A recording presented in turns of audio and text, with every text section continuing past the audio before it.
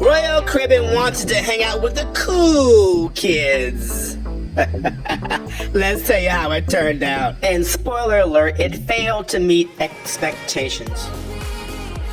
We've been on every single Oasis class ship for Royal Caribbean multiple times. The only Oasis class ship we've only been on once was our current sailing on Utopia.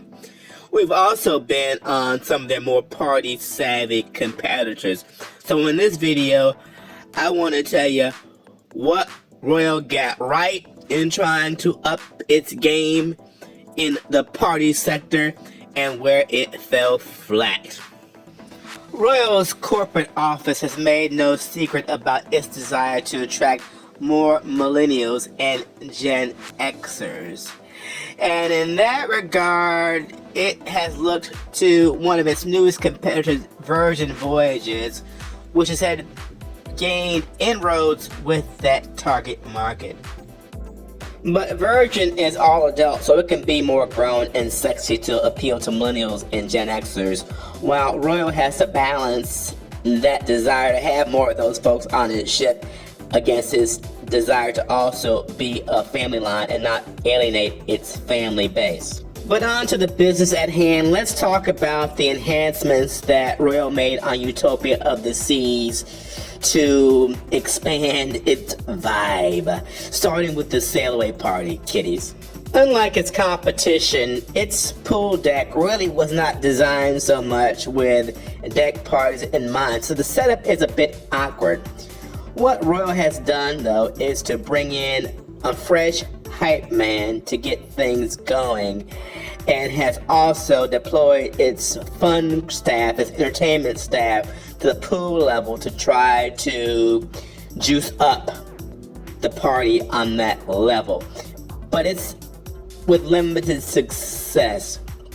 Sure, there are people at the sail away party, but people are just so spread out because of the spacing, and the central part creates a gulf between the two sides, so it's disjointed, not a very functional sail away party at all. So in the end, it fails as a fully functional sail away party that draws everybody in as one partying collective.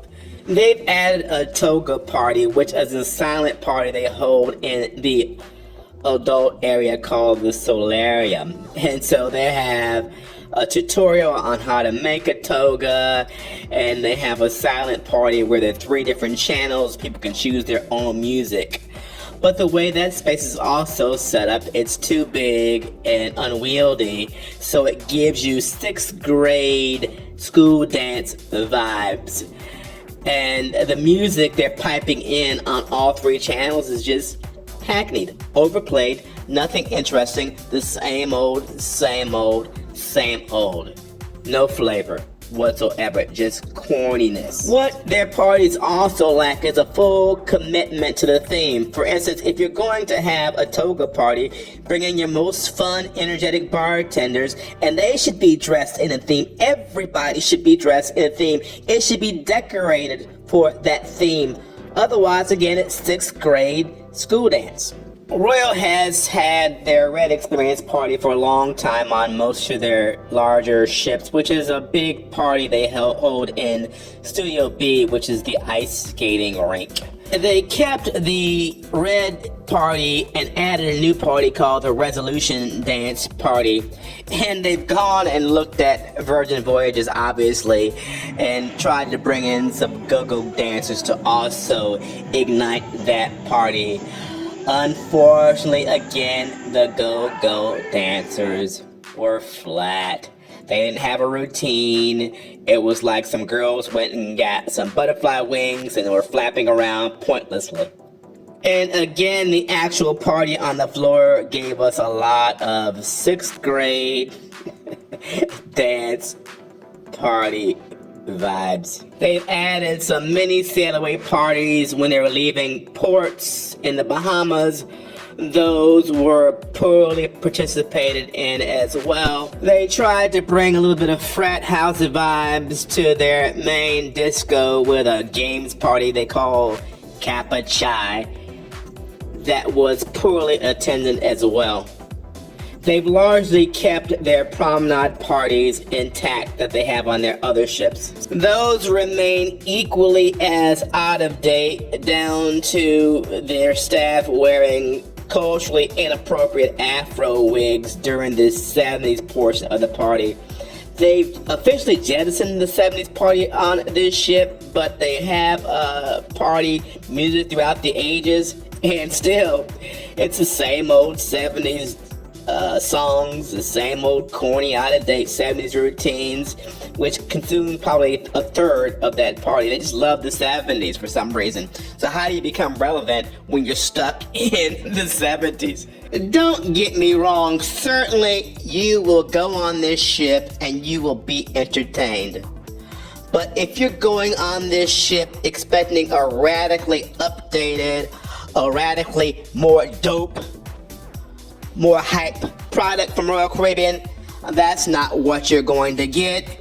It just may not be in their DNA, or maybe they have to go back to the drawing board to refine it and hire more hip people, more hip Americans who can deliver a up-to-date contemporary product without the same old afro wigs and in the Navy nonsense. One observation, during their large parties, they seem to attract very few people past their mid-20s, I'd say. It looked like mostly a crowd who were there on their parents' dime, rather than other ships like Virgin, where you have adults in their 30s and 40s and 50s on their own money who just want to party and have a good time too. So their draw may not even be their target, because I suspect they wanted more of those Virgin type customers.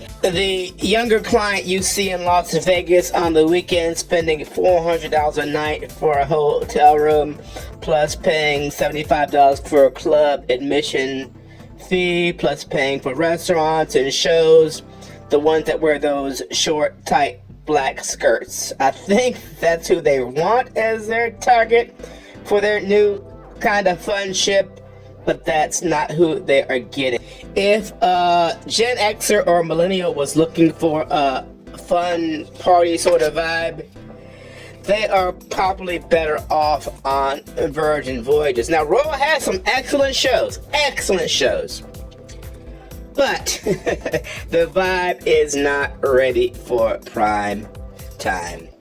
We understand that the full-time cruise director was not in place when we were on the ship, so maybe he can get these people together, because the vibe is lacking.